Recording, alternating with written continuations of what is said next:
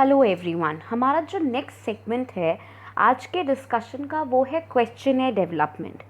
Questionnaire development का scenario ये कहता है कि आप क्यों एक स्केल डेवलप करने की कोशिश करेंगे जब आपके पास ऑलरेडी इतने रिनाउंड ऑथर्स के स्केल्स ऑलरेडी एग्जिस्टिंग हैं, बट उसके बावजूद if you plan to develop a scale, what are the reasons? Might be आपने जो स्केल्स दूसरे ऑथर्स के देखे हैं वो इंडियन कंटेक्स्ट के हिसाब से नहीं मिल रहे आपको, या कई बार ऐसा होता है कि जो आइटम्स आप अपनी स्टडी से एक्सपेक्ट कर रहे हैं वो सेम आइटम्स आपको क्वेश्चनर में नहीं मिल रहे हैं, या कई बार हमें ऐसा भी फील होता है कि the language of the questionnaire needs to be changed according to the people whom we are going to visit during our research methodology. अब ऐसी सब सिचुएशंस के अंदर जब हमें क्वेश्चनर डेवलप करने के बारे में सोचना होता है, there are two phases. One is to redevelop a questionnaire और one is to remodify a questionnaire. जो एग्जिस्टिंग स्केल है अगर आप उसमें थोड़े बहुत चेंजेस करके अपने सिनेरियो के हिसाब से उन वर्डिंग्स को चेंज कर रहे हैं, then that is called remodification of questionnaires. 90% of our studies are based on remodification of the questionnaires, जहाँ पर हम अपने जो एग्जिस्टिंग ऑथर्स के स्केल्स हैं, यानी कि जो एग्जिस्टिंग ऑथर के क्वेश्चनर्स हैं, हम उनको उठाते हैं और उनमें छोटे छोटे चेंजेस करते हैं।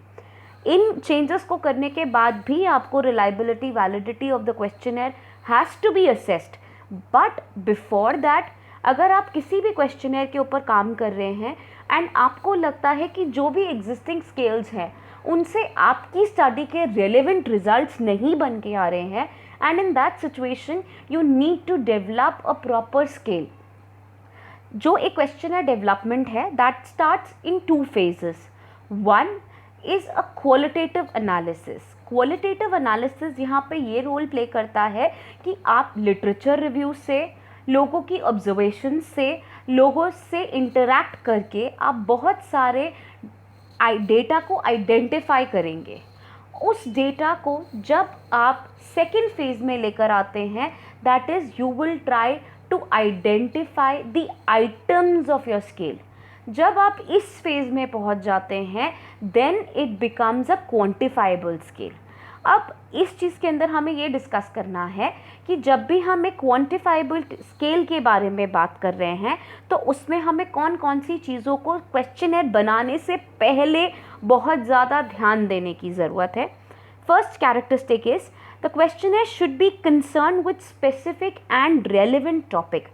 इट सिग्निफाइज कि आप जो चीज़ एग्जैक्ट अपने क्वेश्चनर के माध्यम से पूछना चाहते हैं या अपनी स्टडीज़ के कनेक्शन में आप जो भी रेलेवेंट इन्फॉर्मेशन एक्सट्रैक्ट करना चाहते हैं, आपको बहुत स्पेसिफिक होकर के उन्हीं इन्फॉर्मेशन के ऊपर अपने आइटम्स को बनाना होगा। नेक्स्ट, आपका scale should be short an elaborated questionnaire. That means a questionnaire which is more than 2 pages has a tendency, जो रीडर है या जो आपका रिस्पोंडेंट है, रिस्पोंडेंट वो होता है जो आपके क्वेश्चनर का जवाब दे रहा है। रिस्पोंडेंट जो है अगर वो बोर फील करता है, he will lose his interest while answering for your questionnaire. So your questionnaire needs to be very specifically short. If the questionnaire is very long, people do not tend to give you proper answers. Next, directions and wording should be simple and clear. We should always avoid any kind of wordings that have similar meanings. Double meaning words. अब simple सी बात है, मैंने आपसे अगर एक word कहा young, young can be referred to as a young generation, young can be referred to as an age clarification, young can be referred to a new blooming up kid. अब आप इस वर्ड के बहुत सारे meanings हैं, आपको उसको specific होकर के बात करनी पड़ेगी। अब एक और वर्ड का एग्जाम्पल ले लीजिए, रेस्ट। अब रेस्ट के 2 मीनिंग्स निकल के आते हैं। One is lying down on a bed and resting for some time period, and one is rest जो कि बचा हुआ टाइम है। अब आप इसी सेंटेंस को अगर इस रेस्ट वर्ड की रेफरेंस को नहीं समझेंगे, then we should avoid using such words which have double meanings और विच आर नॉट स्पेसिफाइंग कि जो आप पूछना चाह रहे हैं। Next, questions should B objective. आप कभी भी क्वेश्चंस को बहुत ज़्यादा सजेस्टिव नहीं बनाएंगे, आपको ओपिनियन जाननी है सामने वाले की। अगर आपके क्वेश्चनर्स ऑब्जेक्टिव हैं, आप खुद ही सजेस्ट करके बता रहे हैं कि आपको do you like for example आप किसी से पूछेंगे do you prefer dairy milk और डेयरी मिल्क और milky bar, so now you are giving him an option that he has to prefer between two items, that is dairy milk or milky bar. Maybe he does not have a preference for sweets, उसको sweets पसंद ही नहीं है, but your question is directing him to prefer something between dairy milk and milky bar. So you need to frame your languages in such a way जहाँ पे आप सामने वाले को कोई भी suggestive opinions नहीं देने की कोशिश करेंगे। Next is early questions should be simple in design, friendly and easy to respond. The first few questions होते हैं आपके, आप लोगों ने कहावत सुनी होगी, first impression is the last impression. That goes same with questionnaire development. जब आपका रिस्पोंडेंट पहले ही क्वेश्चन में उसको ऐसा लगता है कि know the language is very tough, the question is intruding into my personal life, यानी कि क्वेश्चन बहुत डिफ़िकल्ट लग रहा है या उसको ऐसा लग रहा है कि ये क्वेश्चन मुझसे कुछ ज़्यादा ही जानने की कोशिश कर रहा है, रिस्पोंडेंट आपको आंसर नहीं करेगा। आपको रिस्पोंडेंट को कंफर्टेबल फील कराने के बाद आपके जो इनिशियल क्वेश्चंस होते हैं they should be simple so that the person feels no it's just a matter of time and I will fill this question है। अगर आपके पहले ही कुछ क्वेश्चनर्स ऐसे हैं जिसके अंदर आपको बहुत टाइम लग रहा है तो रिस्पोंडेंट आपको पूरा क्वेश्चनर ढंग से भरकर नहीं देगा। Next is the questionnaire should begin with an effort to awaken the respondent's interest. Exactly same चीज़, अगर आपने सामने वाले का इंटरेस्ट डेवलप नहीं किया अपनी क्वेश्चनर के प्रति, then you would not be able to get exact answers. Many a times जब रिस्पोंडेंट पहले 2-4 क्वेश्चंस पढ़ करके बहुत हेक्टिक फील करता है, then what he does is either he will not fill the questionnaire very properly, और अगर आपका कोई नोन है जिसको आपने ज़बरदस्ती क्वेश्चनर भरने को दिया है तो वो अक्कड़ बक्कड़ बम्बे बू भर के देगा। So that's not relevant in our studies and that kind of data is of no use for any kind of research. Next is embarrassing questions. Presuming questions and hypothesis questions should be completely avoided. That is again, यहाँ पर हमें कोई भी ऐसे items को questionnaire में नहीं डालना चाहिए जिससे सामने वाले को एम्बैरेसमेंट सा फील हो। आपको अगर किसी से ये पूछना है कि what is the height of a person, then directly put a question height of the person. Instead many questionnaires make a fault और वो ये लिखते हैं कि are you a short heighted or a high heighted person. अगर आपने ये लिख दिया है कि I am a short heighted person, so many a times many people who are actually short heighted may feel bad that they have to answer such questions in the questionnaire. Next, आप should be presented in a good order. आप अपने questions का order हमेशा ध्यान में रखें। आप जिस भी स्पेसिफिक चीज़ के बारे में क्वेश्चंस पूछ रहे हैं उनको एक साथ क्लब करके पूछें।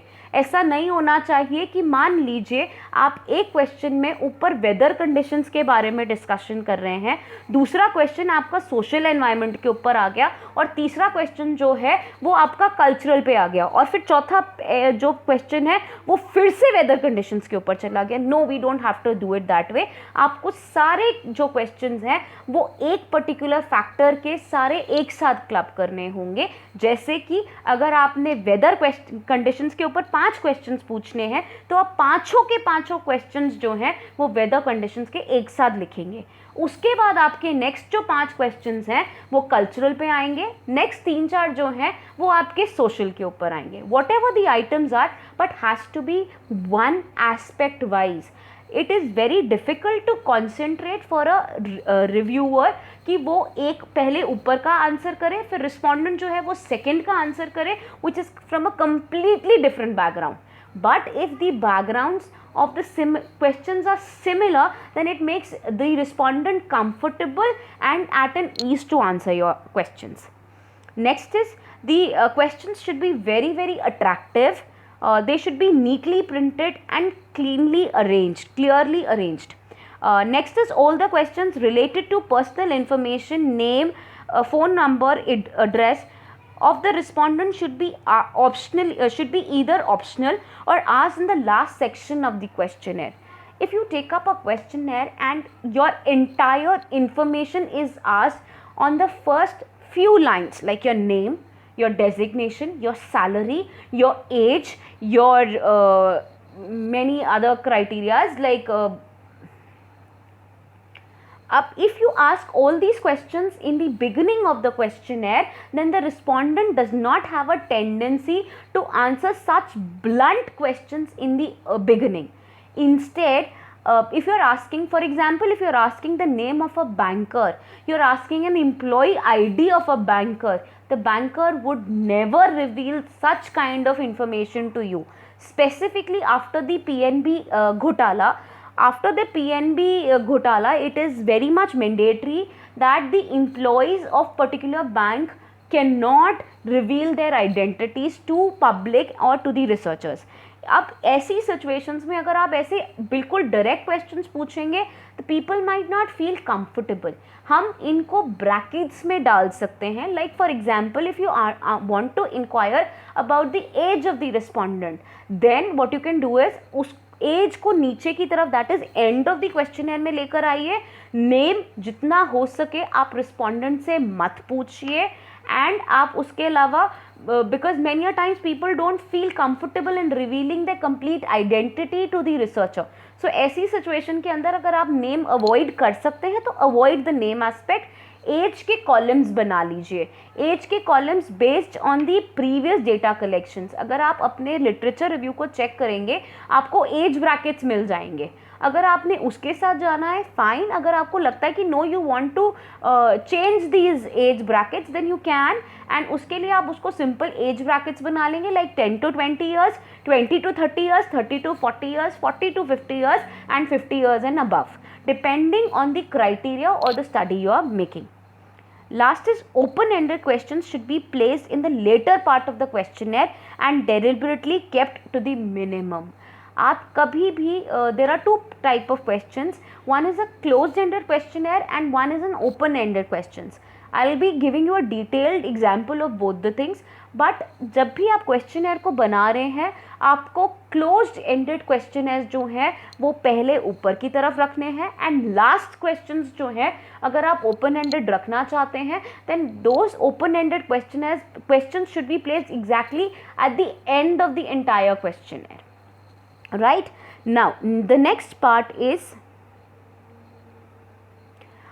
what are open-ended and closed-ended questionnaires. Closed-ended questions are those which have specific answers. Like for example, I am asking, do you like chocolates? I have a simple question that do you like chocolates? क्या आपको chocolates खाना पसंद है? अब इसके अंदर मैं आपसे सीधे तरीके से बोल सकती हूँ yes, no, somewhat likely and somewhat unlikely. यहाँ पर मेरे पास 4 ऑप्शंस हैं. पहला yes, I do like to eat chocolates. No, I do not like to eat chocolates. तीसरा yes, somewhat कभी कभार खाना पसंद है. और चौथा ऑप्शन somewhat कभी कभार बिल्कुल भी खाना पसंद नहीं है. अब ऐसी सिचुएशंस के अंदर आपको मैंने 4 ऑप्शंस दिए, एक डायरेक्ट क्वेश्चन पूछा. This is an example of closed ended question है. अब मैंने आपसे एक लाइन पूछी कि give me a suggestion for sweet food. अब मैंने आपसे यहाँ पे सजेशंस मांगे हैं कि व्हाट काइंड ऑफ और what variety of sweets do you prefer और do you like to eat और would you not like to eat. Many people may write that I don't like sweets, I like more of salty and chili food. So वो उसके examples ले सकते हैं. दूसरी तरफ people who like sweet food में right, yes I have a sweet tooth and I like to eat rasgullas, I like to eat gulab jamun, और I like to eat rabri, whatever their choice of sweet is. Maybe many people like chocolate truffle cakes, so they may list up their options in the list. Now I am giving an open option to the respondent to respond to my question. Now such questions are called open ended questions, and such questions should be always placed at the bottom of the questionnaire. The next part is what we need to be very sure about when we are taking care of a questionnaire as an instrument. पहला, most survey research relies on the use of the questionnaire to measure variables. आपके जो भी factors हैं, मान लीजिए आप एक study करना चाहते हैं, that study is the present condition of corona virus patients and the people and the situation of people or the relatives family members. अब आपके पास यहाँ पे दो फैक्टर्स है.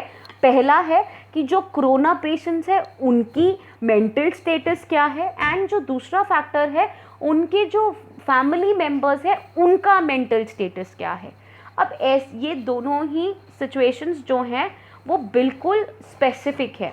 ये मेरे दो फैक्टर्स हो गए, यानी कि एक the situation, mental situation of my corona patient and my mental situation of the family members at home.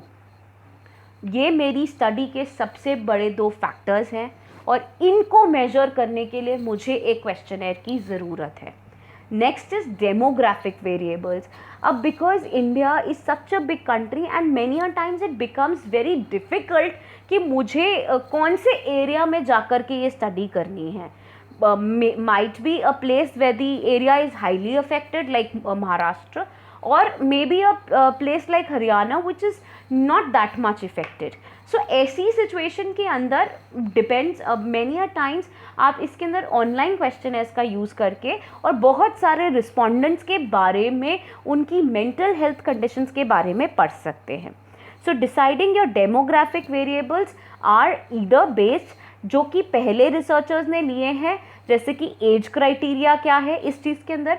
Corona virus patients के अंदर हम ये सब जानते हैं कि जो यंग जनरेशन्स है they have a tendency of more survival, but many elder people who have been suffering from corona virus had a very strong will power and they have recovered. So यहाँ पे age एक बहुत बड़ा component play करेगा. So age is my demographic variable that I need to study for my analysis. The next is the accuracy and precision of questionnaire requires expertise and care in their construction. As a new researcher, it becomes very difficult to analyze what the scale should be, how should we do it, what factors should we include. So we should always take the opinions of fellow researchers, our superiors, our guides, our PhD guides, or in fact many other people who can help us to identify if the constructs have been properly framed or not.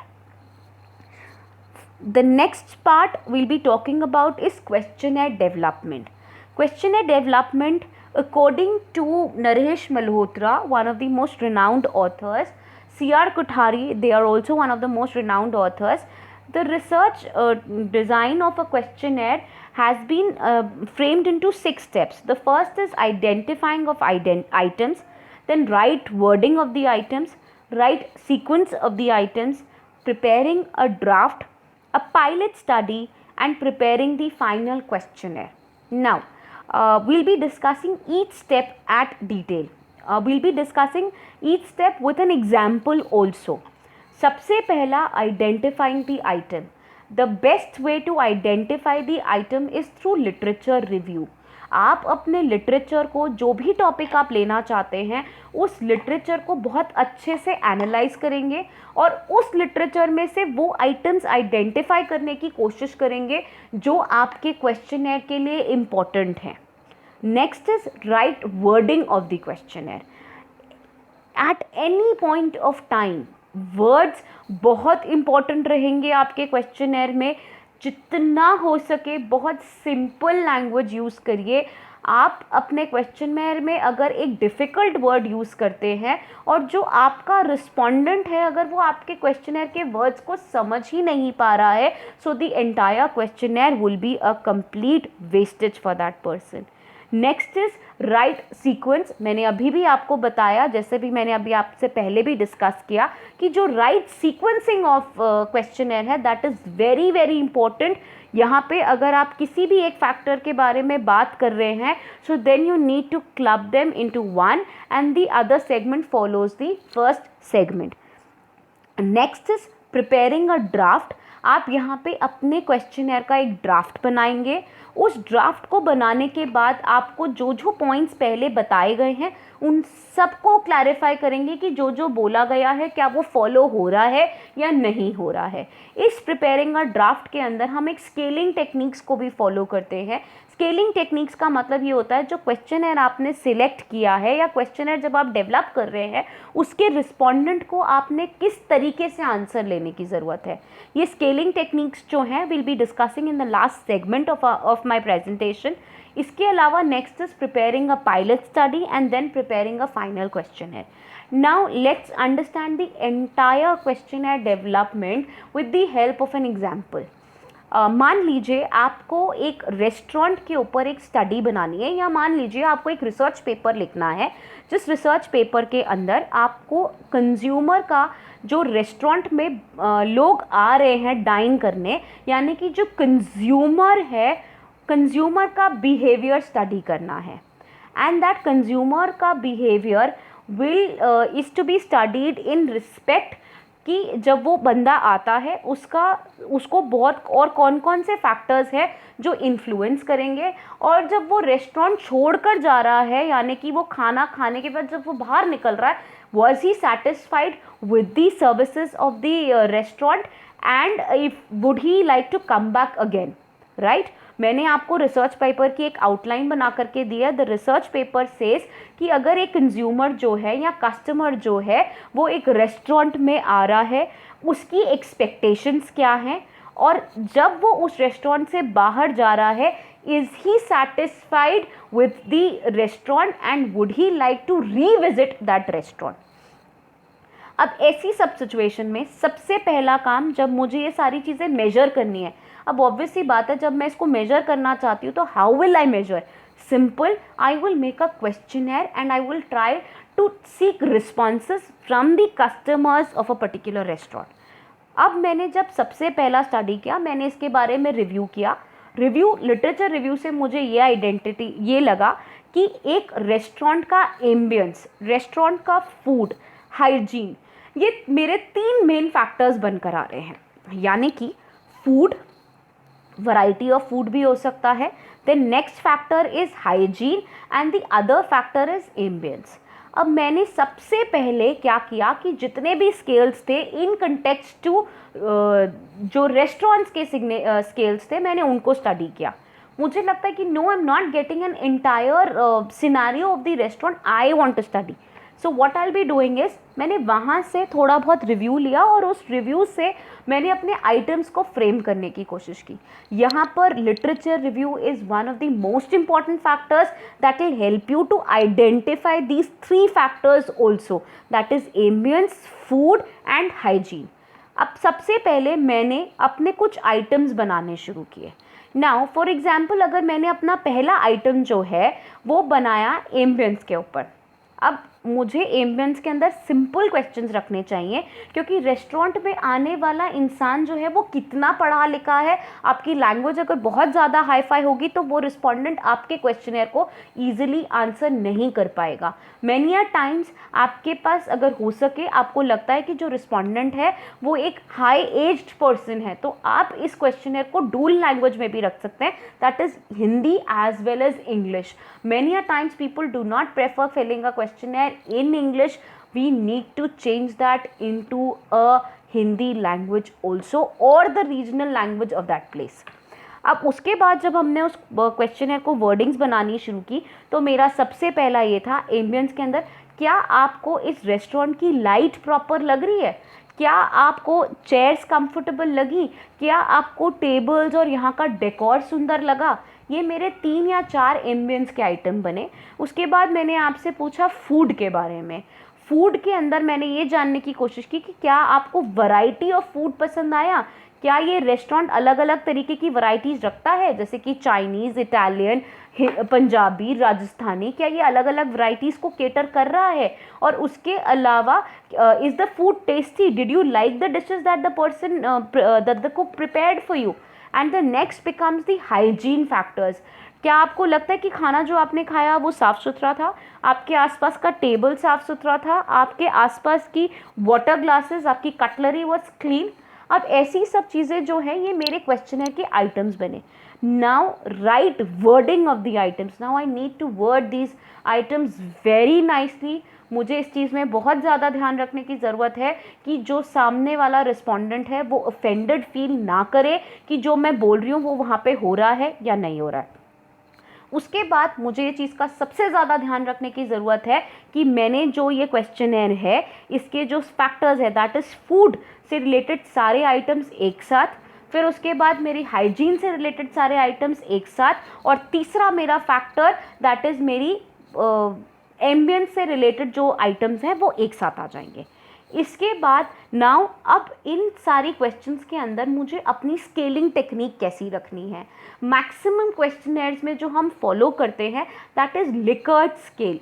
Likert scale has generally a response in the form of 5 options और 7 options. और ranking scale के अंदर मैं उनसे कोई भी चीज़ पूछ सकती हूँ, जैसे आपको क्या यहाँ की लाइटिंग प्रॉपर लगी। अब इसके मेरे पास 2 ऑप्शंस हो सकते हैं, या तो मैं उनसे पूछूं अगर आपको लाइटिंग प्रॉपर लगी और आप इसके आंसर्स जो हैं वो 5 पॉइंट लिकर्ट स्केल पे दीजिए, that is strongly agree, I do not, neither agree neither disagree, then I disagree, and then I strongly disagree with the lightings of the place. Or I can say I have given it a ranking from 1 to 5 कि क्या आपको lightings और ambience अच्छा लगा। मैंने आपसे कहा आप उसको रैंक कर दीजिए 1 to 5 में 1 will be the highest category and 5 will be the lowest category for selection कि आपको अच्छा लगा या नहीं अच्छा लगा। अब ऐसी ये जो है ये आपका बनाएगा right sequencing, and right sequencing के बाद आपकी preparing a draft of the questionnaire. Now once this draft of the questionnaire is prepared we go for face and content validity. Face and content validity का मतलब होता है जब आप questionnaire को देख रहे हैं तो आपको देखने में वो क्वेश्चनर कैसा लग रहा है। उसके बाद आप इस क्वेश्चनर की रिलायबिलिटी वैलिडिटी चेक करते हैं। Reliability can be assessed by Cronbach alpha which will be discussing later on, and उसके अलावा वैलिडिटी जो है वो कन्वर्जेंट और डिस्क्रिमिनेंट वैलिडिटी से चेक कर सकते हैं। ये सारे ऐसे फैक्टर्स हैं जो आपको हेल्प करेंगे ये जानने में कि जो क्वेश्चनर आपने बनाया है क्या वो सही तरीके से आपका जो डेटा है उसको मेजर कर भी रहा है या नहीं कर रहा है। पायलट स्टडी के अकॉर्डिंग हम जो भी हमारा एंटायर पॉपुलेशन होता है उसमें से हम 30 people, a sample of 30 people is selected, और हम उन 30 लोगों को जो मेरी पॉपुलेशन है, जो मेरे कस्टमर्स हैं, उन्हीं जो मेरे टारगेट कस्टमर्स हैं उन्हीं में से 30 लोग मैं ऐसे लूँगी जिनसे मैं क्वेश्चनर भरवाऊँगी। और उसके बाद जो मुझे लगता है कि हाँ मेरे रिस्पोंडेंट सही तरीके से समझ पा रहे हैं कि यस ये चीज़ें जो मैं पूछना चाह रही हूँ अगर वो समझ पा रहे हैं then the questionnaire is fine, if not then I need to make changes. इसमें opinion of experts, research fellows and आपके जो होटल के ऑर्डिनेट्स हैं उनका ओपिनियन भी बहुत इंपॉर्टेंट रहेगा for them to gain an inner advantage over it, right. So the next part of the presentation would deal with scaling techniques. Till now, have a good day.